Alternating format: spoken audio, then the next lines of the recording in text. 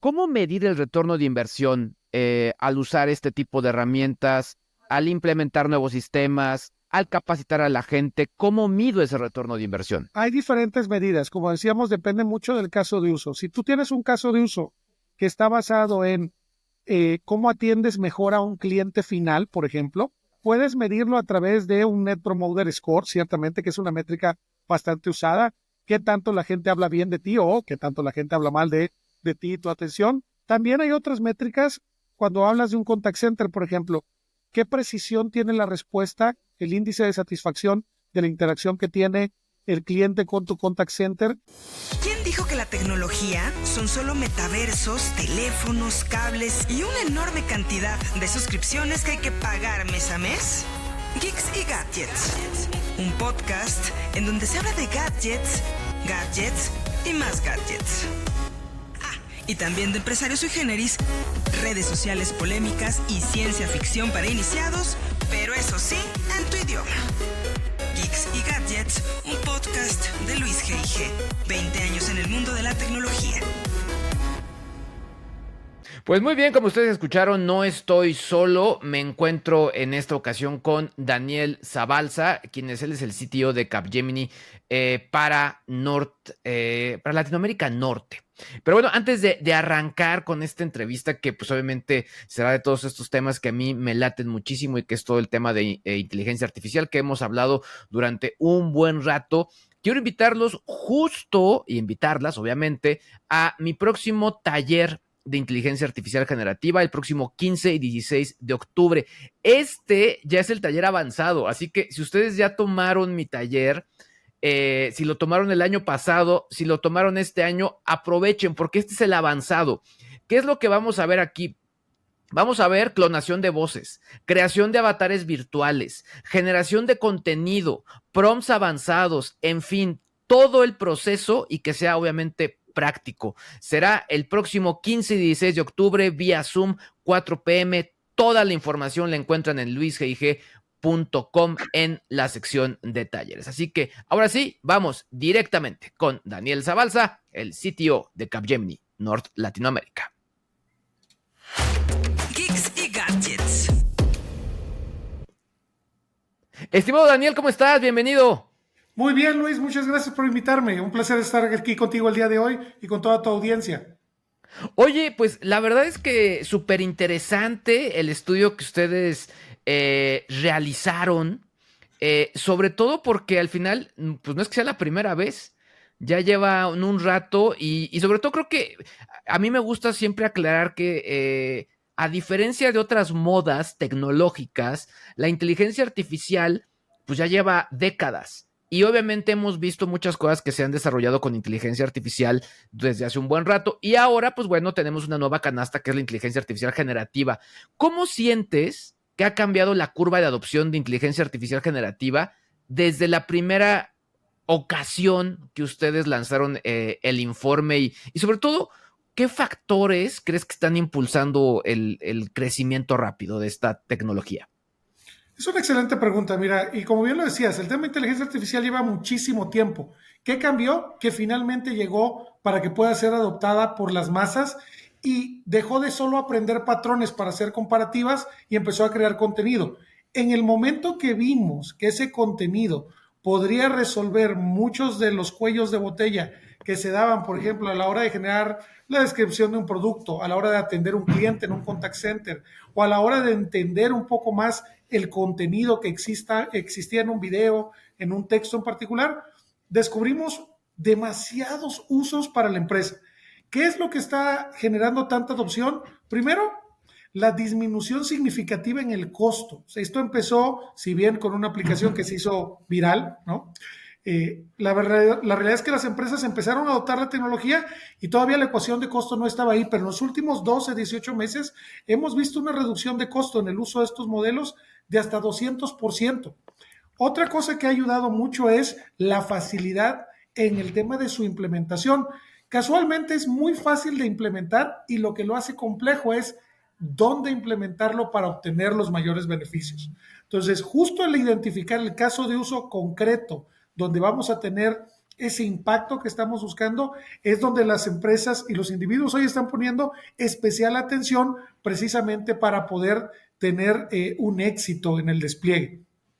Y para Ahora, cerrar, yo he estado en varias charlas, vino Satya Nadella, la gente de Schneider Electric ya ha tenido eventos ya manejando estos temas, la gente de Dell en Dell Forum estuvieron hablando de todo este tipo de temas, pero algo que me llama la atención son dos cosas pues interesantes. La primera es que te dicen tus datos a nivel corporativo, y bueno, yo incluso lo digo a nivel todo, cuando le metes un dato a la inteligencia artificial, tiene que estar bien trabajado, tiene que estar pulidito, porque si está bien pulido tu dato base, tu materia prima, vas a obtener mejores resultados.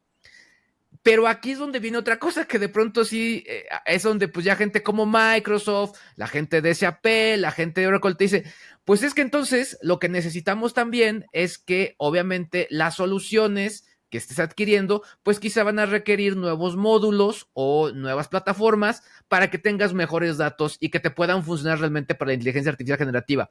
Y esto te lo menciono porque mencionas que se han bajado los costos. Y un poco mi racional es que al realizar actualizaciones en mis sistemas, pues sí requiere también un costo, ¿no? Entonces, ¿qué tanto se ha bajado y qué tanto se convierte en una inversión? se ha convertido en una inversión estratégica donde una de las grandes ventajas es la aparición de patrones de arquitectura. Estos modelos que te permiten aprovechar los PDFs, los PowerPoints, los Words que existen en los sitios de SharePoint o las carpetas compartidas en las empresas y complementarlo con el modelo abierto que viene como el de GPT o el de Llama o Cloud, ¿no? en AWS, por ejemplo. Entonces, hoy lo que vemos es, tienes la parte conversacional de estos modelos abiertos, que es lo que se popularizó inicialmente, y lo complementas con información que, si bien necesita estar curada en cuanto a de dónde proviene, puede ser no estructurada y ya creada previamente como parte del acervo de la empresa. Entonces, al tener Claro. esto que es un patrón de arquitectura donde yo hago una pregunta y esta pregunta puede ir y buscar en esta biblioteca de documentos, déjame llamarle así, es muy fácil hoy en día, sin necesidad de entrenar un modelo, aprovechar toda esta información que ya existe en todas las organizaciones. Al principio se pensaba que el modelo iba a tener que aumentarse con esta información y había Claro. inclusive una preocupación de si esto exponía la información a otros actores que no tendrían derecho a usarla, ¿no? Pero con este modelo de implementación conocido como RAG, hoy podemos precisamente minimizar el costo de adopción y sacar soluciones mucho más rápido y mucho más eficientes. Ahora, por otro lado, el informe menciona que el 24% de las compañías, las organizaciones, ya están integrando algún tipo de inteligencia artificial generativa en sus operaciones. Pero lo que me gustaría saber es que si hay algún tipo de sector que esté liderando esta adopción y sobre todo, pues qué beneficios están reportando en esas adopciones. Mira, los sectores más avanzados en esto son retail, manufactura, sobre todo, son los que han demostrado un mayor repunte. Dicho lo anterior, la industria de los servicios financieros también está adoptando esto a gran velocidad. En promedio, las organizaciones están viendo un retorno de inversión, un aumento en la productividad o, dependiendo del caso de uso utilizado, un aumento en la satisfacción de los clientes de entre el 8 al 20% en los casos de uso que van adoptando. Entonces, los colaboradores hoy que usan inteligencia artificial para tareas administrativas, por ejemplo, pueden hacerlas hasta un 24% más rápido. Es decir, pueden escribir un correo, hacer una minuta, utilizando cualquiera de estas herramientas. Claro, en otros temas mucho más aplicados, como decir la detección de fallas en una línea de producción en la industria manufacturera, vemos una mejora de hasta el 14% en la reducción de defectos. Y en el tema del engagement, por ejemplo, hablando de ventas y marketing, cuando vemos la industria del retail, podemos ver un aumento de ese engagement hasta en un 30% y un aumento en las ventas de hasta un 11% en algunas líneas de producto. ¿Por qué? Porque esto permite hiperpersonalizar el contenido que presentas y dar opciones que estén realmente basadas en el historial y en la experiencia del cliente. Entonces, estas tres, retail, manufactura, servicios financieros, son las industrias que están llevando la pauta, pero no dejan de lado otras como ciencias de la vida, todo el sector salud, por ejemplo, Claro. como lo vimos en el tema la pandemia que nos tocó vivir, el mismo desarrollo de vacunas, pero no solo es el desarrollo de vacunas, es el poder pilotear nuevos medicamentos, el poder hacer estos clinical trials que antes llevaban años, meses, años, y hoy pueden tomar cuestión de semanas con el uso de algunos de estos modelos. Les recuerdo que me encuentro con Daniel Zabalza, él es el CTO de Capgemini para Norteamérica, bueno, más bien Latinoamérica Norte. Daniel, hemos hablado mucho de adopciones, pero creo que también vale la pena hablar de las barreras. O sea, ¿qué barreras continúan, qué barreras persisten para la adopción a mayor escala de la inteligencia artificial generativa?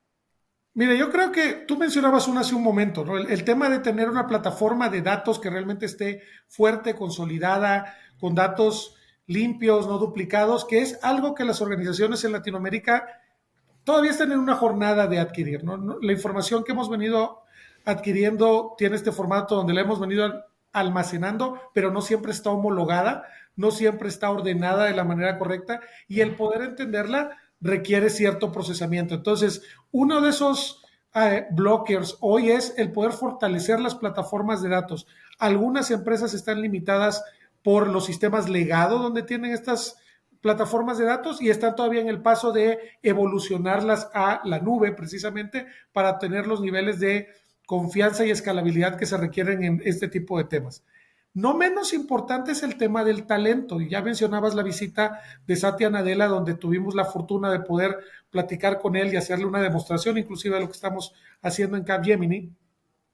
Es el tema del talento y la capacitación que tenemos que otorgar a toda la población. En Capgemini, por ejemplo, los más de 4,000 colaboradores que somos, hemos seguido un proceso de capacitación y certificación para que en todas las áreas de la organización podamos utilizar estas herramientas de la manera adecuada. Y no solo lo utilicemos para temas recreativos. Yo entiendo que es muy divertido crear una imagen de un dinosaurio comiendo pasta enfrente de la Torre Eiffel, que es un prompt que puedes crear, pero la realidad es que tenemos que enseñar a la gente cómo le saca mejor provecho a esto. Entonces hay mucho el tema de cómo reduzco la carga laboral que tengo.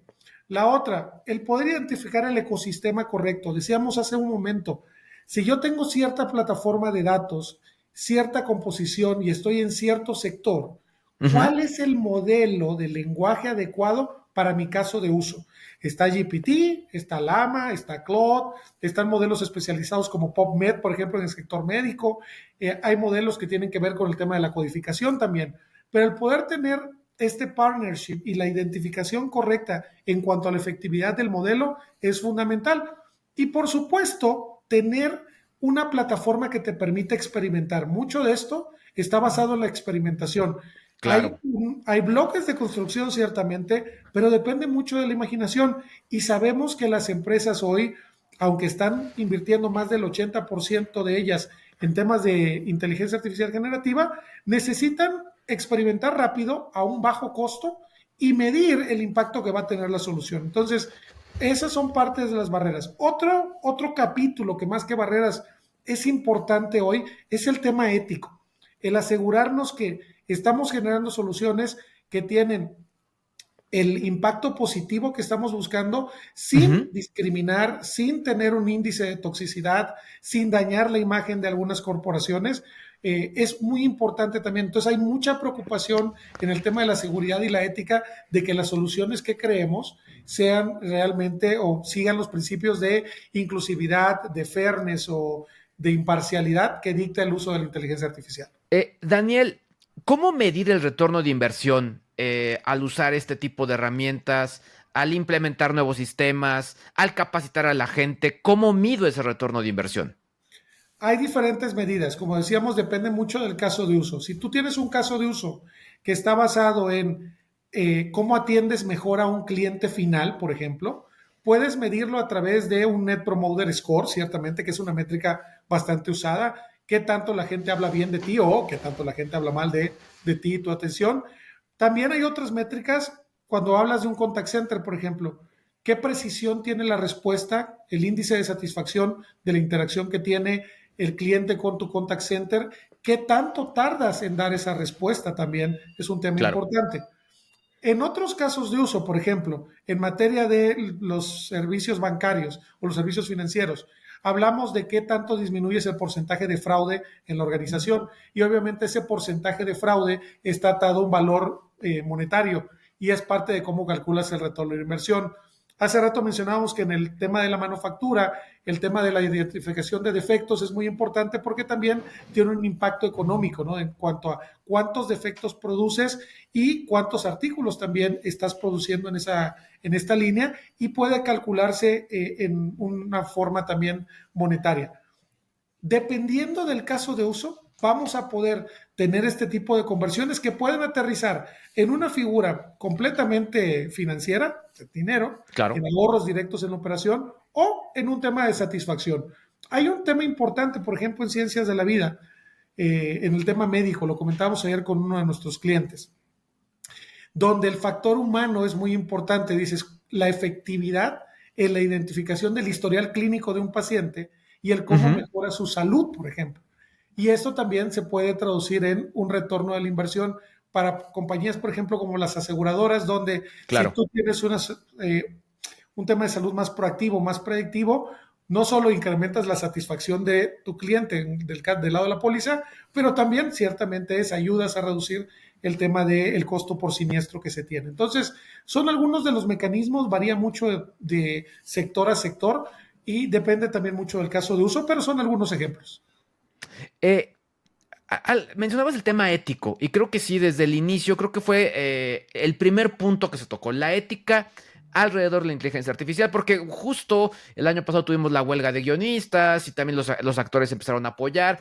Y esto ha hecho muy viral el tema ético. Hay gente que en la parte gráfica, pero a nivel corporativo, creo que algo que también es bien importante es entender la necesidad de establecer marcos de gobernanza de datos.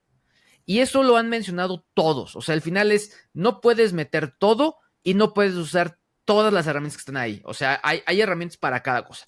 Pero, ¿qué medidas específicas ustedes recomiendan para que puedan mitigarse los riesgos, como por ejemplo fuga de datos o por ejemplo que haya sesgos en los modelos de inteligencia artificial generativa que se utilicen?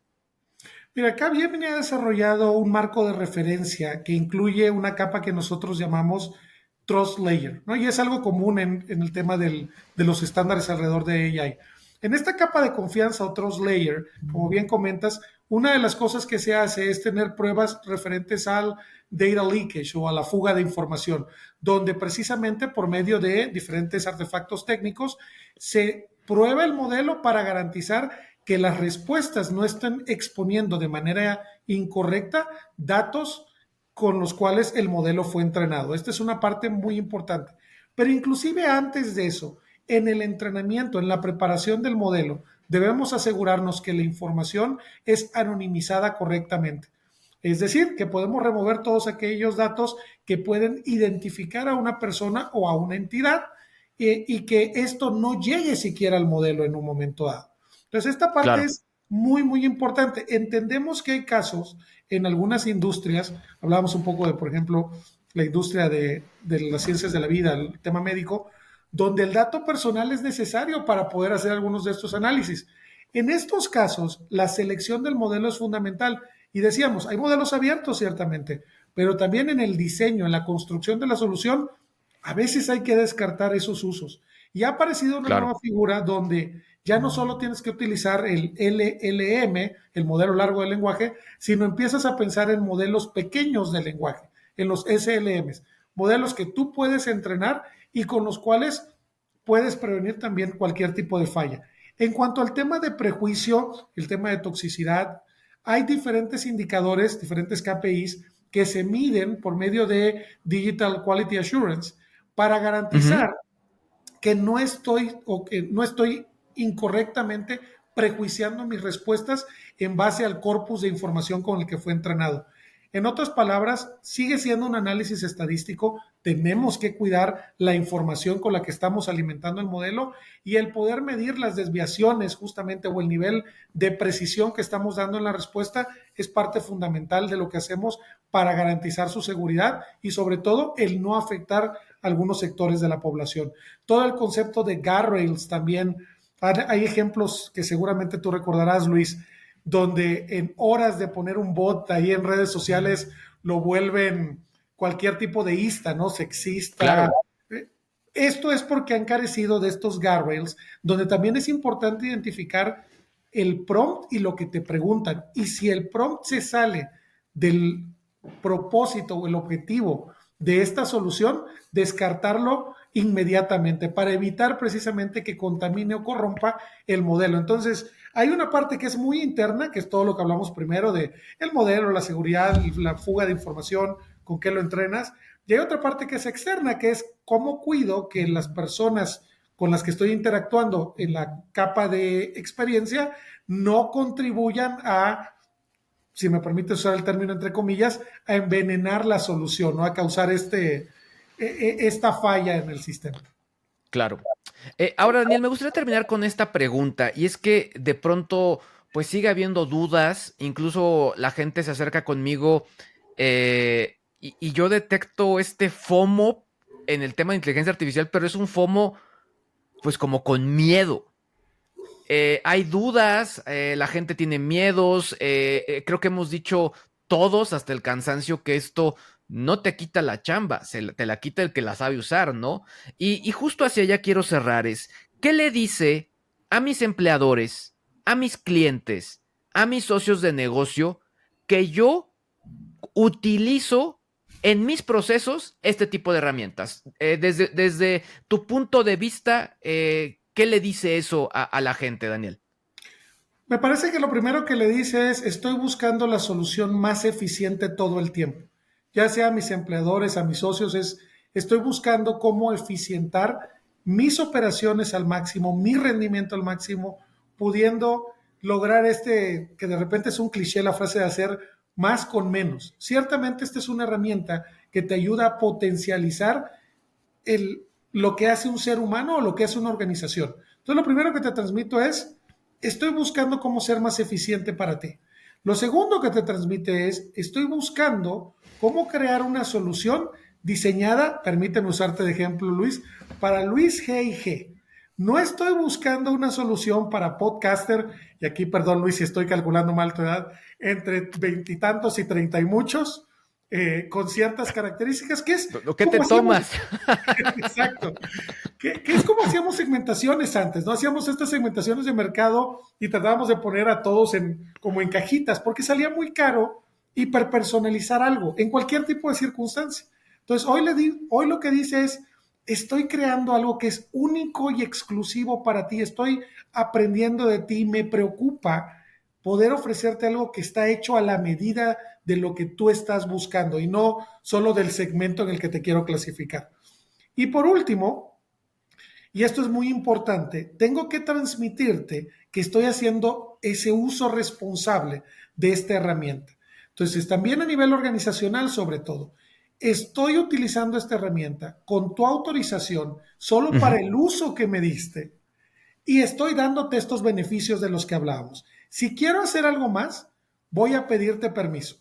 Y esto, tú hablabas mucho del miedo, del fear of missing out, del FOMO. Justamente, muchas personas hoy tienen miedo porque dicen, ¿será que uso la inteligencia artificial? Inclusive de manera personal, ¿estaré exponiendo los datos, mis datos personales, los datos de la organización?